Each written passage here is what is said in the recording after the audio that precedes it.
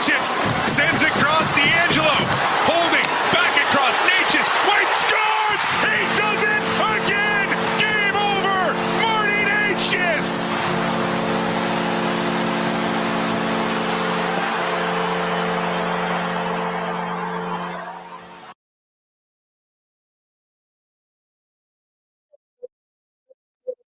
It's live on YouTube.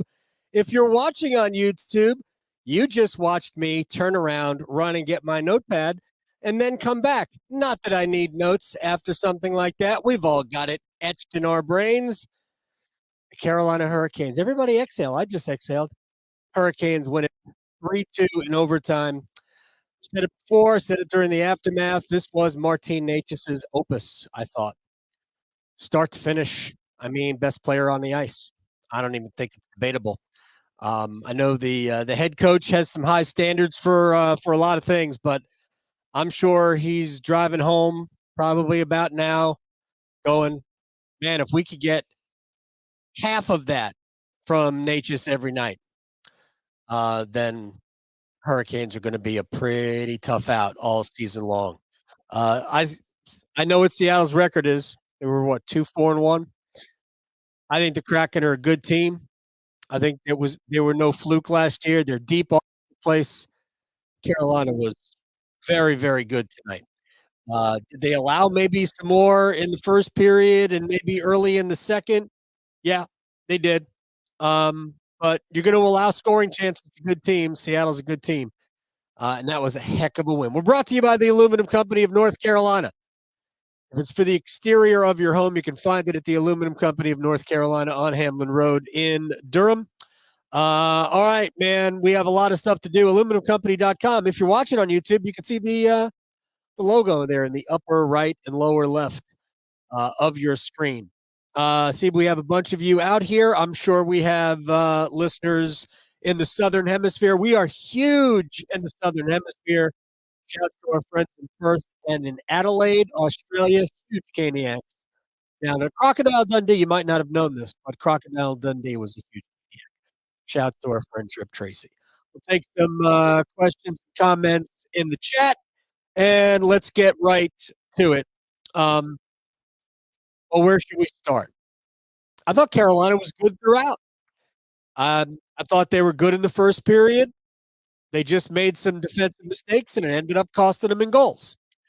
I thought Carolina was good in the second period. Just didn't generate any goals out of it. I thought there were some scoring chances in the second. Sebastian Aho missing the net high on a shorthanded try. But I thought there were other chances. I thought Seth Jarvis had probably 4 or 5 chances to score goals tonight. That same game 2 weeks from now, he might have had 3. I mean, there were tons of opportunities that Carolina, again, sort of like what happened in Tampa, that Carolina just couldn't quite drag across the finish line. There was, I think it was on Carolina's power play. There were a couple of plays in the power play. There was a pass across from Necas to Aho. Necas is dangerous passing the puck diagonally on the power play. He surprised Michael Bunting with it in Tampa. He didn't surprise Jarvis with it. I'm not sure that it didn't get slightly deflected off the skate of Adam Larson. But it got through all these arms and legs, and maybe not arms, maybe legs and sticks. And Jarvis just didn't get enough on it, and he couldn't finish the play. But there were a lot of chances for Seth Jarvis tonight that he either didn't do enough with, which happens, or just circumstance. Aho took a shot, whether it was a power play or not. Rebound fell to him in the dead slot, and he looked like he was trying to stick handle around the defense and slide it into an empty net. And it would have been a goal, but he couldn't get it around the last guy. And so the chance went begging. But Carolina had some really good chances to score in the second. And then you were sitting here watching the third period be played entirely in front of Joey Decord, the Seattle netminder, to the point where I thought halfway through the period that they should have stopped and resurfaced the ice but only in front of the Seattle goal. Then they finally do get the goal, but not without some pretty important defensive play throughout. Um, the Jacob Slavin breaking up the 3-on-1, and it was ultimately a 3-on-1, I think. Uh, it was, I mean, just absolutely amazing. Kept in, sent across Schultz, and then Slavin gets across, no stick, as he blocks Schwartz's drive. Slavin still without a stick. Yeah, Winberg with it. sorry about that. That was the overtime, I don't have a stick block shot. This is the 3-on-1. Burns trying to tie up Tolden, and now a 2-on-1. Gord's got McCann. Gord looking, tries to send it across. Jacob Slavin with a high caliber defensive play, and the Canes will clear. There you go. No, he was great. Jacob, last couple of games hasn't been Jacob. I thought he was a lot closer to it tonight. And Brent Burns hasn't been great either. So, and he wasn't great on the first goal by Oliver Bjorkstrand, where he got turned around. What you do there, if you're Burns, is you take away that inside move. Bjorkstrand is not McDavid, so you give Freddie, all right, a sharp angle shot.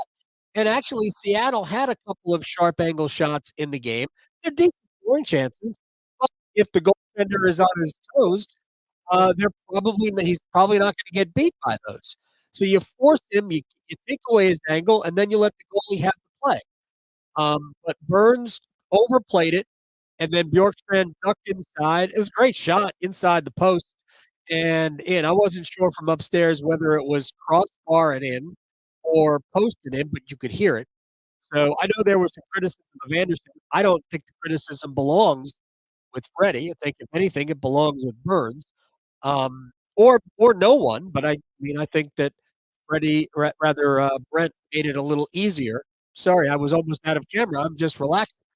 Um, and then the second goal, which was a great pass from Oliver Bjorkstrand from deep in his own end. And I thought Sebastian Aho just relaxed a little bit. And then Devin Shore, just incredible play to knock the puck down about chest high, knock it down into the air, and then have the ability to finish 5-hole. And I understand there are people who are like banging on Freddie. Like, which goal did you want him to stop? I mean, there's a difference between could stop and should stop. And I guess I'm working from the bottom up here. Anderson, I have 5 things I wanted to talk about. Anderson was the 5th thing, but might as well get to it. Freddie was good tonight. You can't blame him for the first 2 goals. You just can't. Would you like a save on one of them? Maybe you needed the save on the second one because it was already 1-0. But heck of a play, and breakaways are going to get scored on. And so again, Freddie was very good. I think Freddie has basically played 3 games. I think Freddie's been very good in all 3. And I don't care what the goals against and the save percentages. I don't care what any of that says. I think Freddie's been good in all 3 games, and the Hurricanes are 3-0 in the games where he actually plays. So when it doesn't take a puck between the eyes off the face mask. The 2 Jacob Slavin plays, and there was a lot more from Slavin. There were a lot of good defensive plays from Jacob Slavin tonight. But the 2 we played there, right? The one where ultimately it is a 3-on-1, and Slavin is the only D back. They're coming not 3 across. So there's one guy dropped. The guy in the middle is kind of dropped deep. And Slavin just breaks it all up, as Jacob Slavin is wont to do. Vintage, and then, of course, the block shot without his stick. Because he makes a good defensive play on a play where he loses the stick. I think he got, wedged in the glass. But you can't worry about that. You got to defend a man in overtime. But he's out there without a stick, and then he just makes an incredible block. Again, we have no idea what happens if he doesn't block the shot, but he blocked. And what did it allow to happen? It allowed Martin H's to happen. We'll get to Martin in a minute. Tony D'Angelo had been off to a pretty rough start, I thought, and to the point where you have to make a decision. Is the power play important or is your team defense important? What's the most important thing there? The Hurricanes can score power play goals without Tony D'Angelo. They can. Um, but it's hard for Carolina to be as good as they need to be if there's not a good partner for Tony and if Tony's not playing well. Well, Tony and Brady Shea were excellent in the third period tonight. Rod finally got to that. And I thought Tony played his best game of the year. Flat out best game of the year. Dmitry Orlov, last couple of games, has also been very good. So there was never a doubt as to whether or not Orlov was good. Is he good for the way Carolina plays? And that doesn't mean that, against San Jose, he might stink against San Jose. He's not the quickest skater in the world, he says, obviously. But he is a very smart player. He is physical. And obviously, he's got a lot of offense. And maybe that's not a great pair for Tony D'Angelo.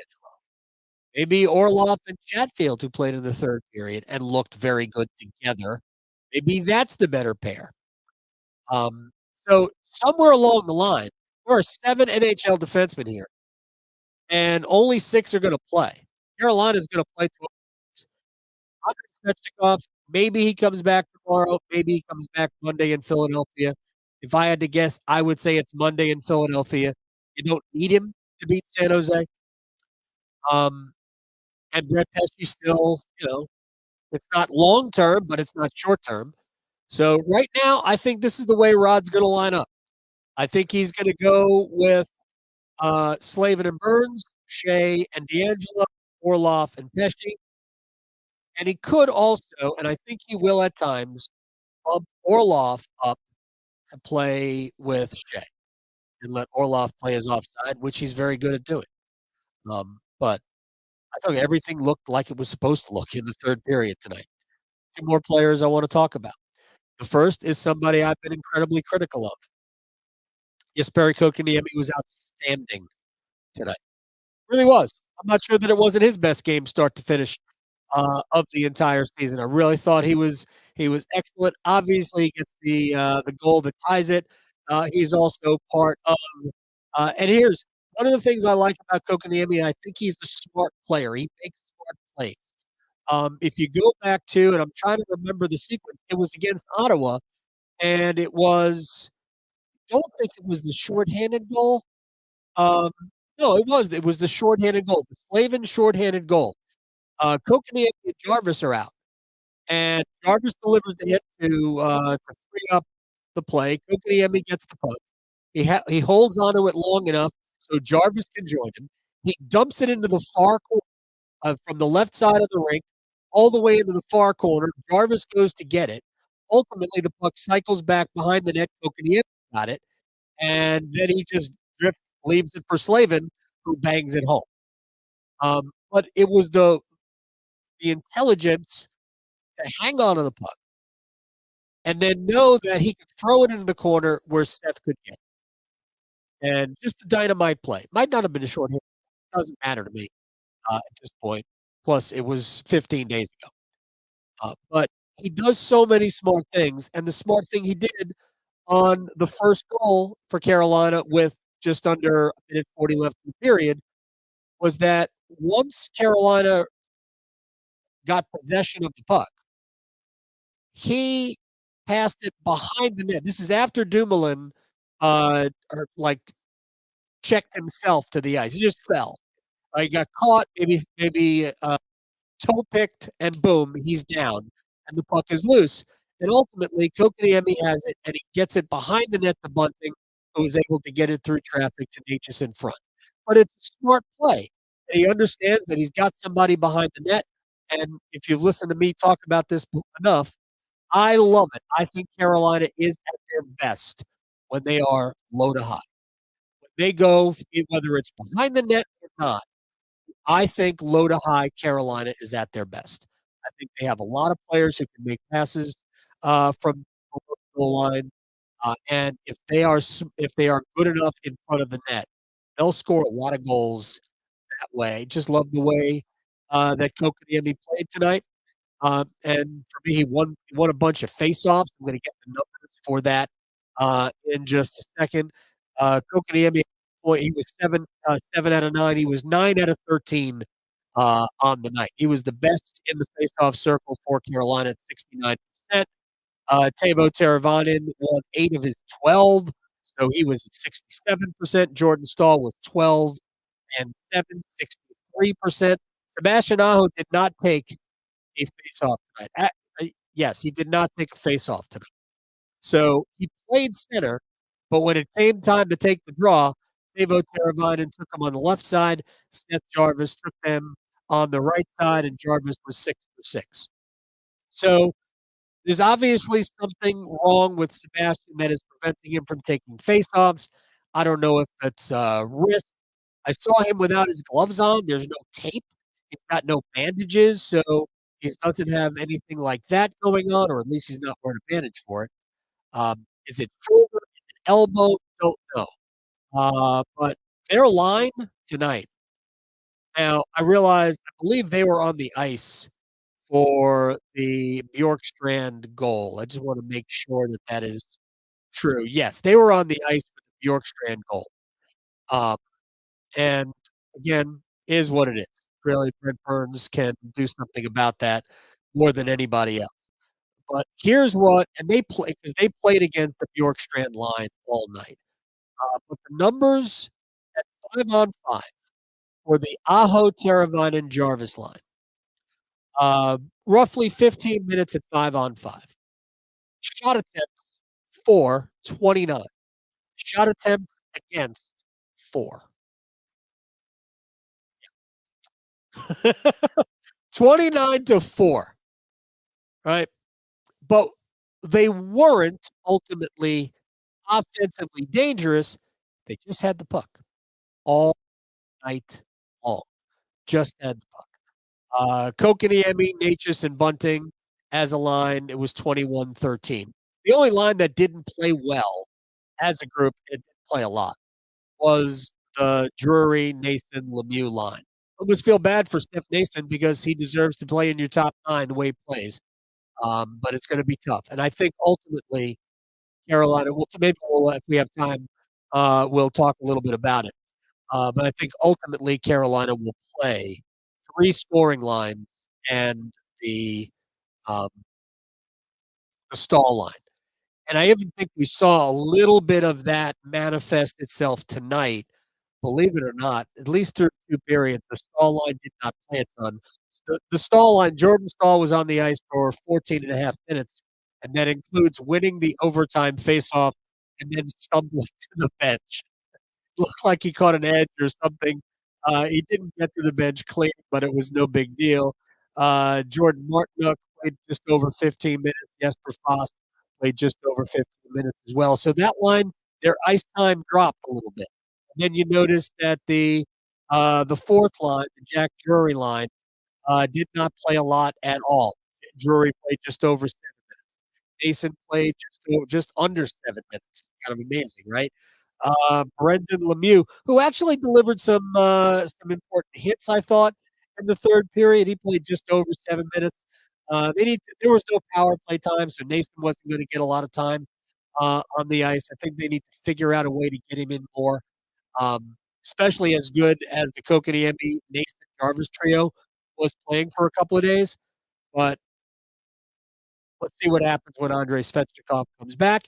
And we'll also see if Jack Drury can hang on to that spot. I mean, Jack hasn't done a ton just yet. So Jack's going to have to earn the ice time.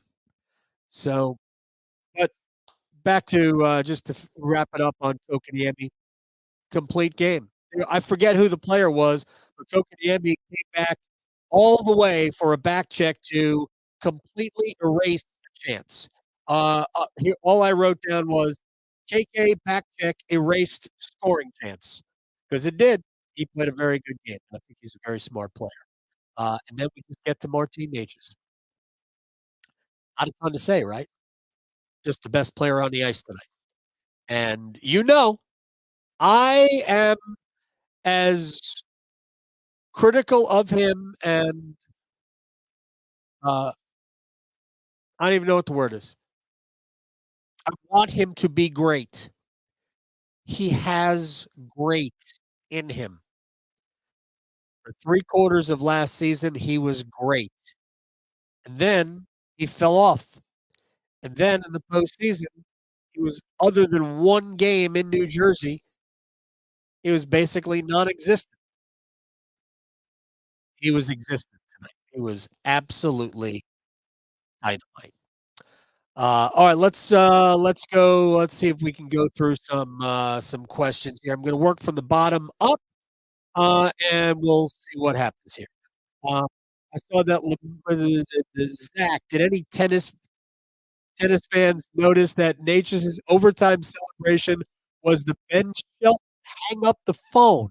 I did not see. I heard Tripp talking about it, but I did not see that. Um, First of all, if that's true, I love Ben Shelton. He's going to be a star. Um, if that's true, this is the only thing I can add to that. Zach, I appreciate that. Natchez, I was talking to Justin Williams about this a couple of years ago. Natchez is an elite tennis player. Like, he is great at tennis, which probably goes without saying simply. I mean, you could understand it anyway because he has such amazing hands. So, yeah, it could be. I mean, it was dynamite, and yes, as Chris points out, he called game. Does Smets play on the 4 this is from Nathan. Does Smets play on the 4th line when he comes back? Um, I think Carolina's gonna have 3 scoring lines when they're 100% operational. So, it's hard to say how it's going to look. Right now, Kotkaniemi with Necas and Bunting, kinda hard to argue against that line, right? It was on the ice for the 2 regulation goals. Uh, Aho, Teravainen, and Jarvis, I mean, looked pretty good tonight. They have certainly had the puck enough. Obviously, you don't have a fully, working Aho at this point, but I thought he played a very good game, and they probably needed a little bit more finish from Jarvis. And then you've got Mason and Svechnikov. So, who is the center that goes with them? The question came up, toward the end about do I think Jack Drury can grow into a 4th line center? Jack Drury should already be a 4th line. What I want to see from Jack Drury is to grow into being a center who can play in the top 9, you can rely on. We just haven't seen enough good. We haven't seen Here's the thing, we haven't seen bad from Jack. We just haven't seen a lot good, and they need good. So, my opinion is that at somewhere in the pecking order, I think Carolina needs another center. I know there are people who want Teuvo Teravainen to play that position, but honestly, I don't think Rod wants Teuvo Teravainen to play that position. He took faceoffs tonight, but he didn't play center. Aho played center. Teuvo just took those faceoffs. So, I think they want Teuvo should play in your top 6. There's a lot of guys who should play in your top 6, right? I think there's a fair chance that Michael Bunting will drop out of the top 6 unless he produces well, I thought he played reasonably well tonight. I didn't love his game tonight, but he played reasonably well. Thought the penalty he took in the second period was out of frustration because he had some things that weren't going his way. But if if he can play well, like, not everybody can you can only have 6 guys in your top 6, last I checked. They will allow you to have 7. So Svechnikov's gonna be in there. Aho, Jarvis, Necas. I mean, it's gonna be hard. So I think ultimately they'll have 3 scoring. And that 3rd scoring line, Nathan, let's just put Andre. Andre, a center, and Steph Nason. just for now, right? Is that center Drury? I think if Carolina lifts a Stanley Cup this year, it's somebody not named Jack Drury who is that center. Um, do I think it's Vasily Ponomarev? Not really. Not because I don't think he's good enough. I just think that if I'm Carolina, I'm looking at somebody a little bit better than that. Maybe somebody a little bit bigger than that. I think I said it on Tuesday night. I mean, there's always room for another one of Jordan's brothers, right? I'm just saying. You never know. Let's see what other questions. Uh, our guy from Adelaide, yes, starting to get his groove on. I said before, I mean, we can say before, but he played very well tonight. And I said this in the aftermath. I think this is a bigger point, and we'll probably close on tonight was really made possible, I think, by the way they played Tuesday. I thought Tuesday, it looked more like Carolina Hurricanes were used to. They didn't allow a lot. Did they allow some breakdowns that allowed goals? Yes. Did they get great goaltending? I like Pyotr Kochetkov. Um, can't fault them on either of those 2 goals, right? On the 2 deflections. Well, 1 deflection and 1 redirect. Really hard to fault them on that. I think they got good goaltending. Um, but ultimately, the real difference between a win and a loss was Carolina just could not finish their chances. So it kinda looked like Hurricanes hockey because we're kinda used to that.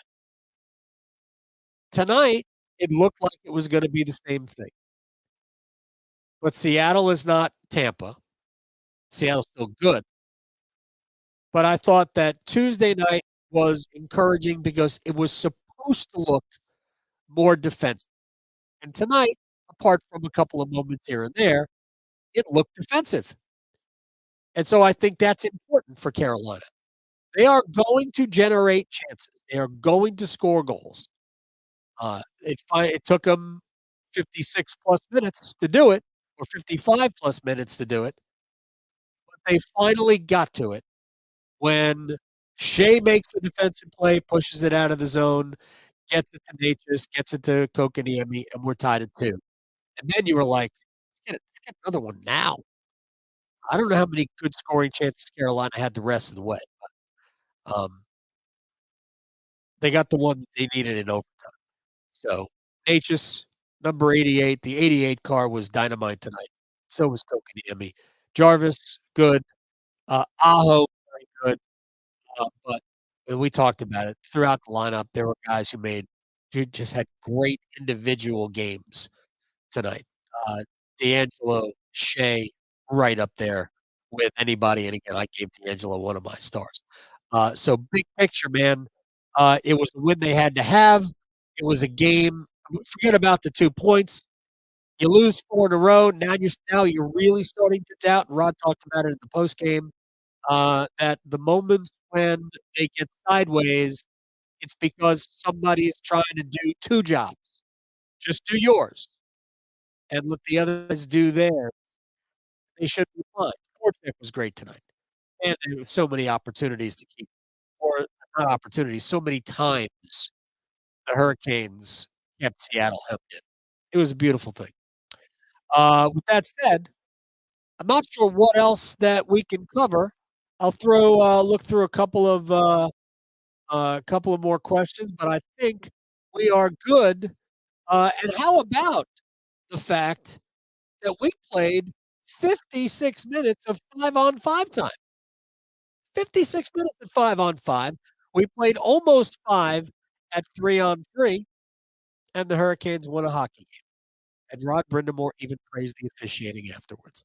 We're brought to you by the Aluminum Company of North Carolina. If it's for the exterior of your home, you can find it at the Aluminum Company of North Carolina on Hamlin Road in Durham. No place like it.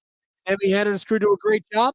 We will do this one more time this week, tomorrow night, when the Hurricanes will take on the San Jose Sharks. And by the way, if you listen on the radio, I guarantee to win tonight.